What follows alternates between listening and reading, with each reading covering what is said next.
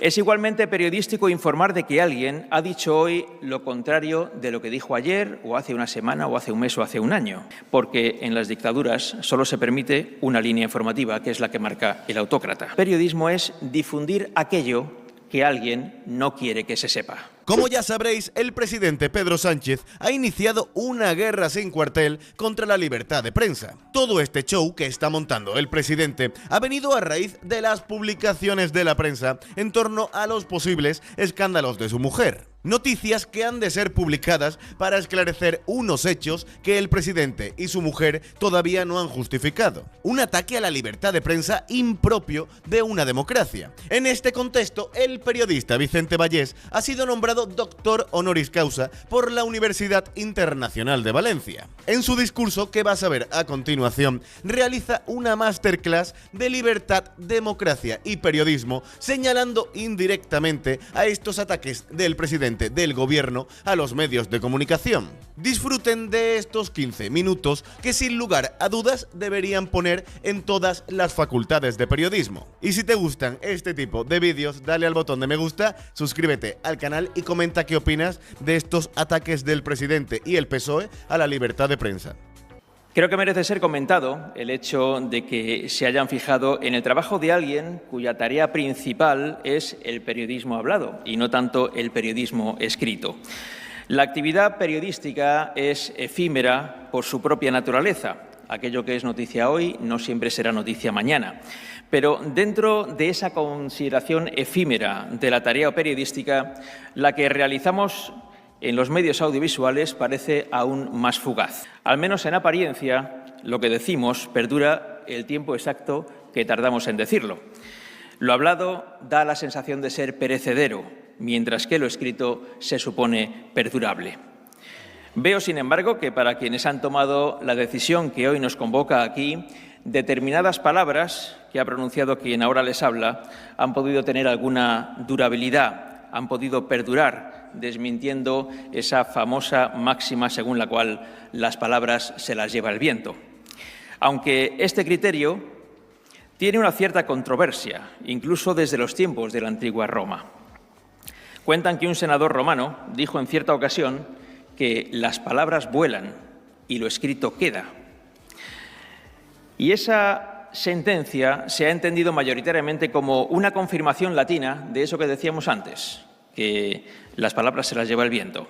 Sin embargo, algunos estudiosos de aquella época histórica cuestionan esa interpretación. Dicen que lo que el senador romano opinaba en realidad era justo lo contrario, que la palabra que se pronuncia para ser escuchada tiene precisamente esa capacidad para volar y expandirse, mientras que la palabra escrita es estática y, por tanto, silenciosa.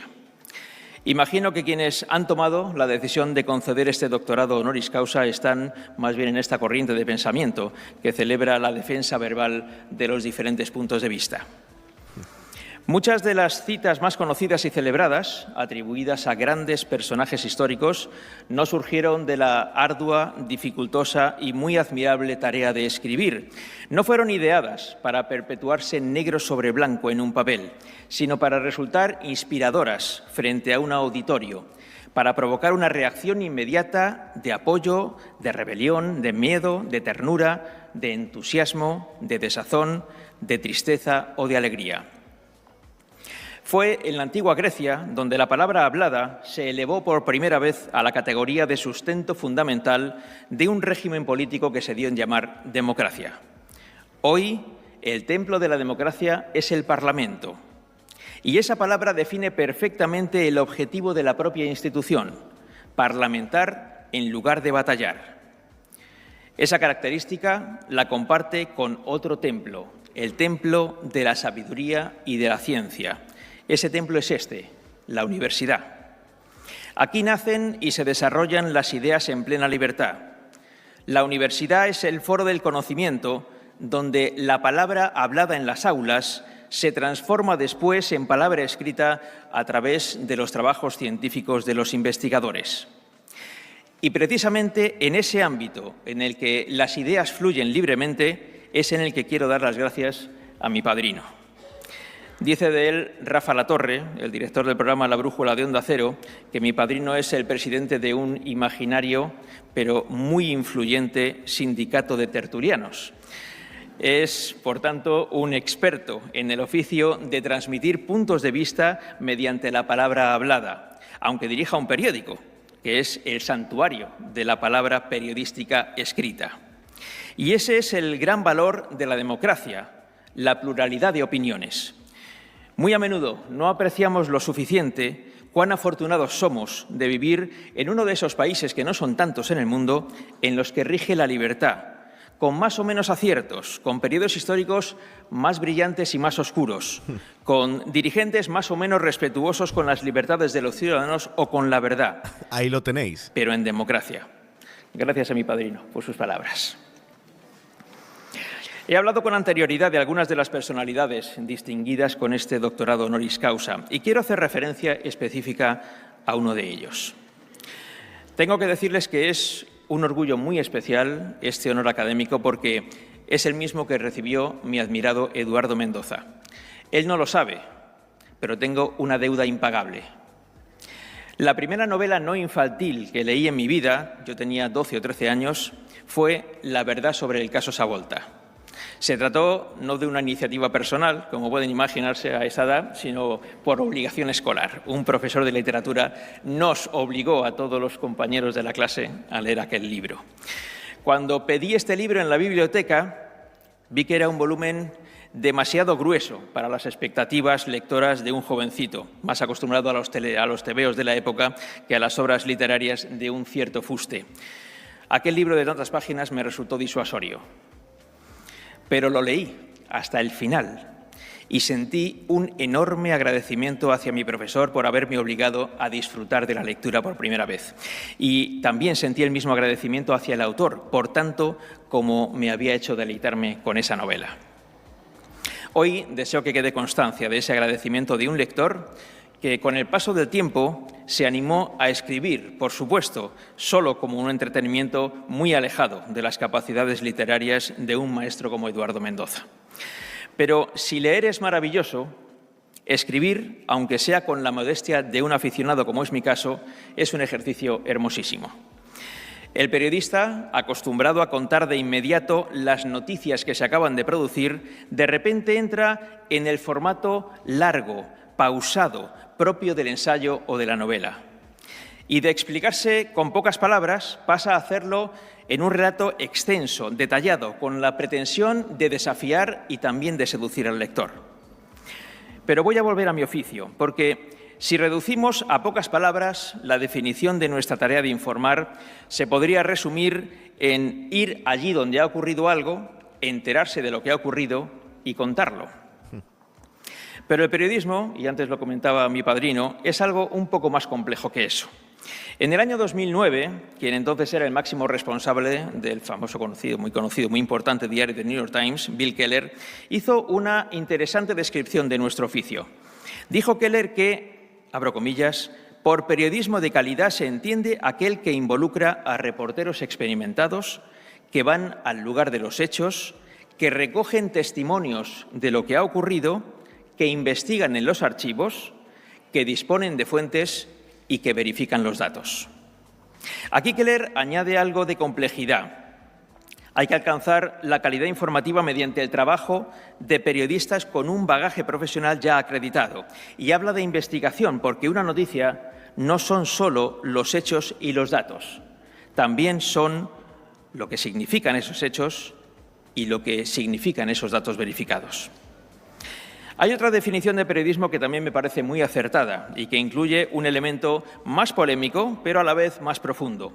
Esta es la definición del periodista argentino Horacio Berbisky. Según su criterio, abro comillas, periodismo es difundir aquello que alguien no quiere que se sepa.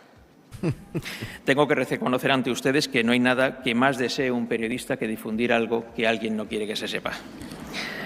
Las risas de fondo sabéis por qué son, ¿no? Porque siempre hay una noticia detrás de la voluntad de ocultación. Y es ahí donde se cumple el verdadero objetivo del periodismo, que consiste en salvaguardar el derecho democrático de los ciudadanos a conocer la verdad.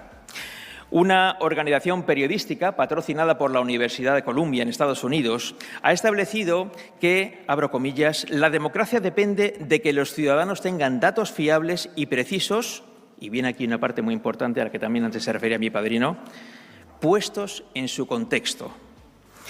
Aquí aparece un concepto muy importante en el debate sobre el periodismo, el contexto. Ningún hecho se entiende en toda su complejidad si no se expone en su contexto. Los hechos suelen ocurrir por algo y suelen derivar en algo. Por eso, no solo es importante contar lo que ha ocurrido, sino también por qué ha ocurrido. Y además, es necesario adelantarse a las consecuencias que pueda tener eso que ha ocurrido.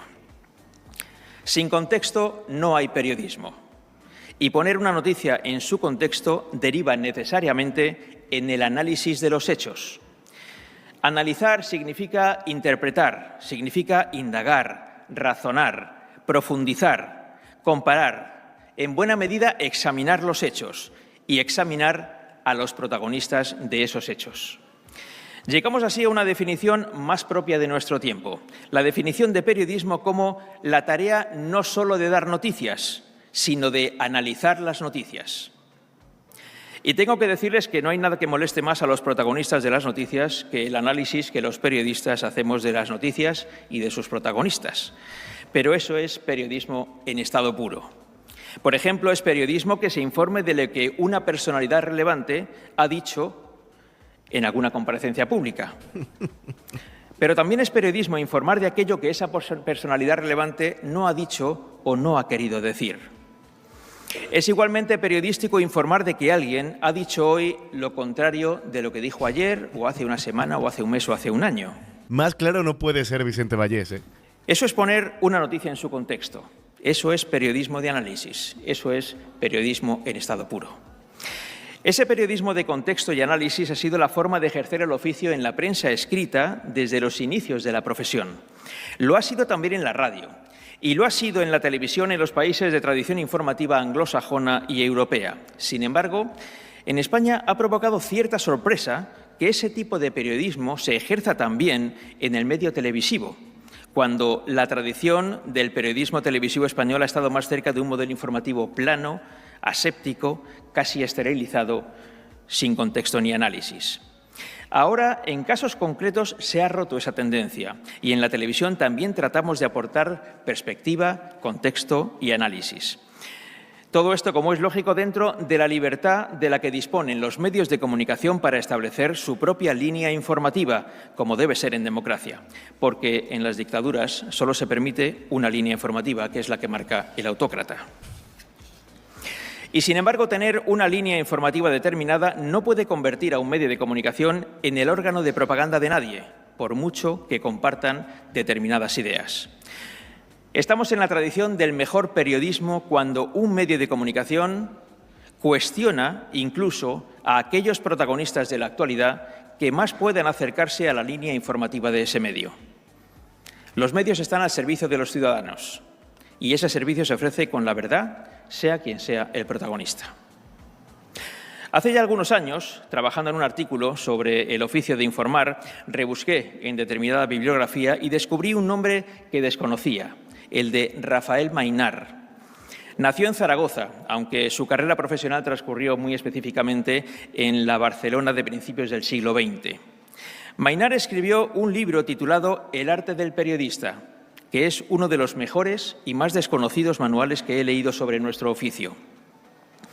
Dejó escrito Maynar que el periodismo dejará de ser necesario cuando no haya adelantos que propagar, injusticias que denunciar, débiles a quienes amparar, fuertes a los que contener, entuertos que enderezar, aspiraciones que defender, teorías que discutir, verdades que investigar, leyes que combatir.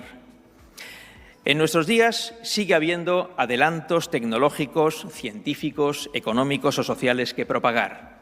Hay injusticias que tenemos que denunciar. Sigue habiendo débiles a quienes amparar y fuertes a los que contener. También hay entuertos que enderezar y aspiraciones que defender. Y sin duda hay teorías que discutir, porque en las sociedades libres todo debe ser sometido a un debate democrático a través, entre otros medios, de los de comunicación. Existen verdades que desconocemos y que debemos investigar. Y, como decía Maynard, hay leyes que combatir.